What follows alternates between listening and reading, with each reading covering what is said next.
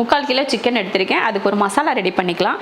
இந்த மாதிரி ஒரு 2 ஸ்பூன் அளவுக்கு மல்லியும் 2 ஸ்பூன் அளவுக்கு மிளகு 3/4 ஸ்பூன் அளவுக்கு சீரகம் எடுத்துருக்கேன். இதை வந்து கொரகொரப்பாக பவுட்ரு பண்ணணும். நான் எடுத்துகிட்டு வந்து பவுட்ரு பண்ணிவிட்டு காட்டுறேன் எந்த மாதிரி பண்ணணும்னு.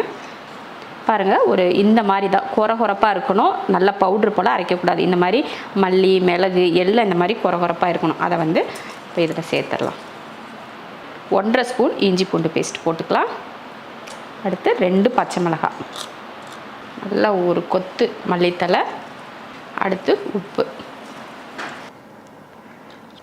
முட்டையோட வெள்ளைக்கருவு மட்டும் சேர்த்துட்டு மஞ்சக்கருவை தனியாக எடுத்து வச்சு அடுத்து இதில் ஒரு 2-3 ஸ்பூன் அளவுக்கு கார்ன்ஃப்ளவர் சேர்த்துடலாம். நம்ம இப்போ கலந்துடலாம். முதல்லையே மஞ்சத்தூள் போட்டதுக்கு மறந்துட்டேன், அதனால் இப்போ கொஞ்சம் மஞ்சத்தூள் சேர்த்துக்கலாம். லைட்டாக சேர்த்துக்கிட்டால் போதும் மஞ்சத்தூளும். அடுத்து கடைசியாக கொஞ்சம் லெமன் புழிஞ்சிக்கலாம். ஒரு 1/2 லெமன் அளவுக்கு புழிஞ்சிடலாம். நம்ம இதுக்கு காரம் வந்து மிளகாத்தூளெல்லாம் சேர்க்கறது இல்லை. இதில் பச்சை மிளகாய் போட்டிருக்கோம், அப்புறமா மிளகுத்தூள், இது மட்டும்தான் இதில் காரத்துக்கு இருக்கும். நல்லா ஊறட்டும். ஒரு 1 மணி நேரம், மினிமம் ஒரு 1/2 மணி நேரமாவது ஊற வச்சுக்கோங்க. இப்போ தான் இதுக்கு முன்னாடி ஒரு ரெசிபி செஞ்சோமா, அந்த எண்ணெய் அப்படியே அதில் வந்து இப்போ இந்த சிக்கன் ஊறிடுச்சு. நல்லா அதையும் சேர்த்துடலாம். நல்லா அந்த மல்லித்தலையோடு இருக்கிற மாதிரி தனித்தனியாக எடுத்து போடுங்க. அப்போ தான் ஒன்றா சேர்ந்து வரும். அந்த சிக்கனில் மல்லித்தலை இருக்கும், இல்லைன்னா வச்சுக்கோங்க பிரிஞ்சு போயிடும்.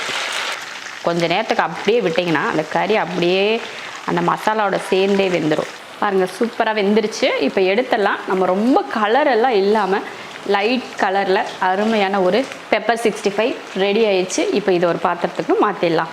அவ்வளோதான், சிக்கன் வந்து பொரிச்சு எடுத்தாச்சு.